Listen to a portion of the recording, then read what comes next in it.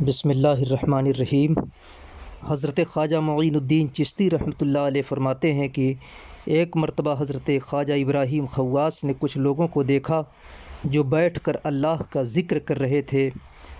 جو ہی خواجہ صاحب نے اللہ تعالیٰ کا نام سنا تو ایسا ذوق اور ایسا درد پیدا ہوا کہ مستی کے عالم میں ایسی کیفیت پیدا ہوئی کہ خواجہ ابراہیم کبھی ہوش میں آتے اور کبھی بے ہوش ہو جاتے۔ جس وقت ہوش میں آتے تو خدا کا نام زبان پر لاتے، پھر بے ہوش ہو جاتے۔ جب ہوش میں آئے ایک مرتبہ تو تازہ وضو کر کے 2 رکعت شکرانے کی نماز ادا کی اور اپنے سر کو سجدے میں رکھ کر یا اللہ کہا۔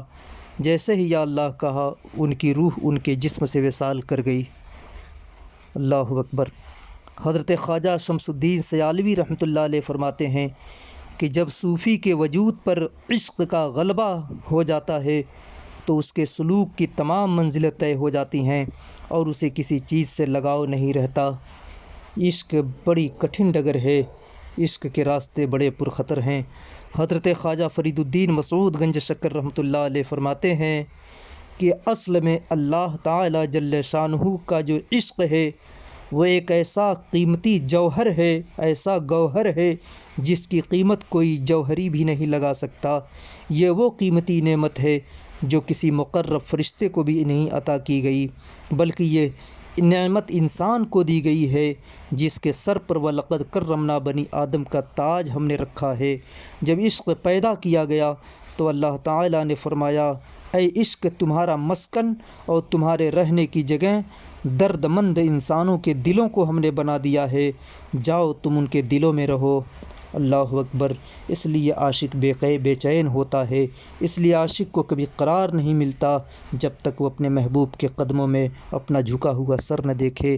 ایک مرتبہ حضرت خواجہ شمس الدین سیالوی کی مجلس میں مولوی فخر الدین لاہوری نے عرض کیا کہ حضور، فاسد خیالات کی وجہ سے نماز اور وظیفوں میں حضور قلب کا سرور حاصل نہیں ہوتا۔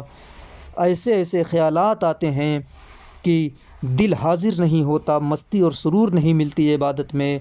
تو حضرت نے فرمایا کہ سالک کو چاہیے، صوفی کو چاہیے، طالب کو چاہیے، اس راہ میں قدم رکھنے والے عاشق کو چاہیے کہ اپنے اوراد کے، اپنی دعاؤں کے، اپنے وظیفوں کے قبول ہونے کے بارے میں نہ سوچے۔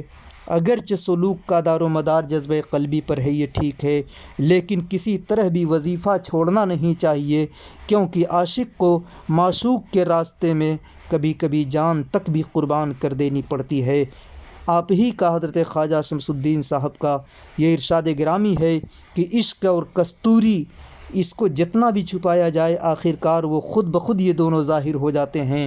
عشق اور مشق کو کوئی چھپا نہیں سکتا، اور حسن بھی اسی طرح ہے کہ جتنا بھی اس پہ پردہ ڈالا جائے وہ خود بخود ظاہر ہوتا جائے گا۔ اے عاشق، تو اپنے دل کی بھٹی میں اپنے محبوب کی، پروردگار عالم کی محبت کا چراغ جلا، محبت کی آگ جلا، حسن ازل خود تجھے نظر آئے گا۔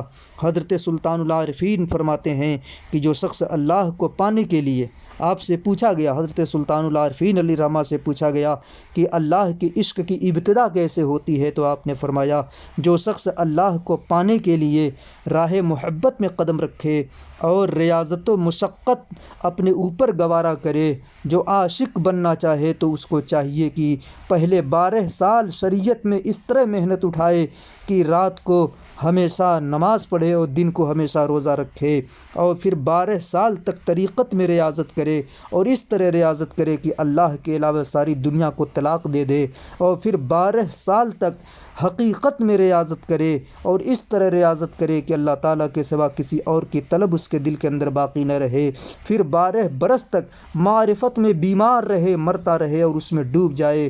اس کے بعد عاشق کو چاہیے کہ عشق و محبت میں اپنی آنکھیں کھولے، تب چل کے وہ عشق کی پہلی سیڑھی پہ قدم رکھتا ہے۔ اللہ اکبر کبیرہ، اللہ اکبر، اللہ اکبر، اللہ اکبر، اللہ اکبر۔